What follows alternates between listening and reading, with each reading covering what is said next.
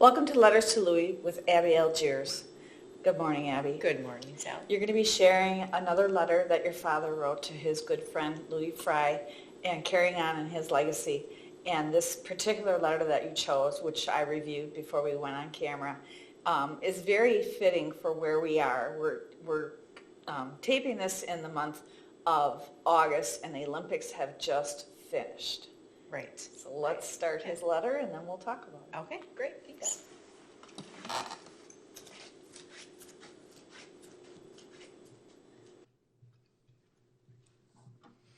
Olympiad. Dear Louie, for the next fortnight or so, London will be the seat of maximum effort. Bodies of Adonis, etc., utmost concentration, the highest of emotion or the depths of despair. And we will sit in our living rooms watching the tube and enjoying and envying the effort and results. I thoroughly enjoy the Olympic effort, and as I watch the events, I think of some of the same effort but never similar results from participation of track and field events behind the Hartford High School on the 8th mile cinder track in the years of 1941 to 1944. I think of running the mile at West Bend, of watching the spikes of Ray Hensenkamp digging and spurting track fragments as he pulled away from Klutz Black and myself, pulled away and outran us by yards and meters. Never mind the measurement, he was stellar. He ran when we walked. He sprinted when we bent forward and heaved our guts onto the track surface. He was an athlete. But we inferior folks have lived the good life and bad life since 1944. It was the summer of 1943 when Hensenkamp had been inducted into the Army, into the Tank Corps that equality was more than not established. Ray was inducted, he entered the Tank Corps and was assigned to tanks in the spring of 1944. He went to England in April or May of 44, and in early or mid-June of 44, he landed on Omaha Beach. According to the story I heard, his outfit moved inland, and during the breakout in July or so, his tank was hit, exploded, and burned. My friend, the kid I ran behind for 2 springs in high school, died in the iron tank. The kid who had feet of flying effort had a rump which showed coordinated muscular activity as he pulled away from me and Klutz on the quarter-mile track at West Bend, as we struggled to keep up knowing that we had no chance.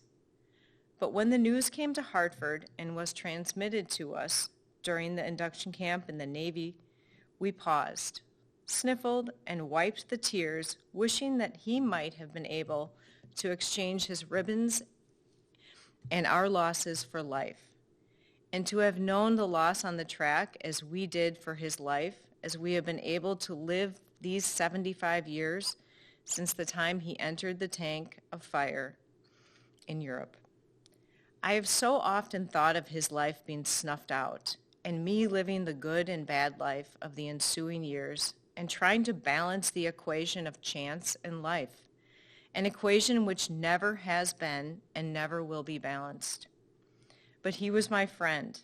I admired his ability. I envied his speed, composure, and gracious winning attitude.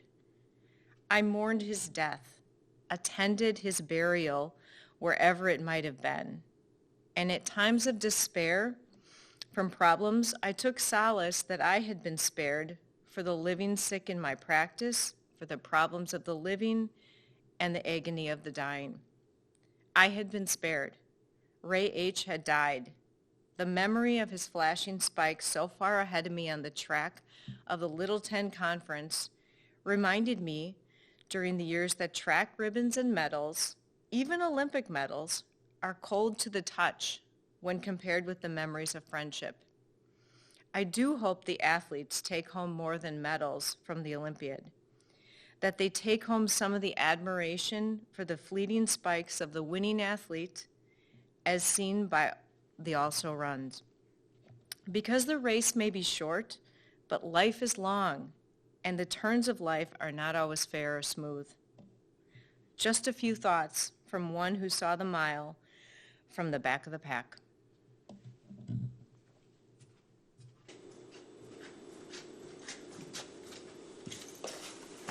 A lot of compassion in that. Yeah. Very moving. And I have watched the Olympics during the summer here, and you did see a lot of those stories of friendship and honor and people just enjoying the experience of having fellow athletes there. And to have your dad write in such admiration of this friend of his who was a great athlete, and understanding that and not being jealous of it and not being petty, but really true admiration is really something that a lot of us can learn from. Right, and just talking about the balance of life and death and how life is so strange and you just never know, and Right. the real wins are friendship and Absolutely. camaraderie.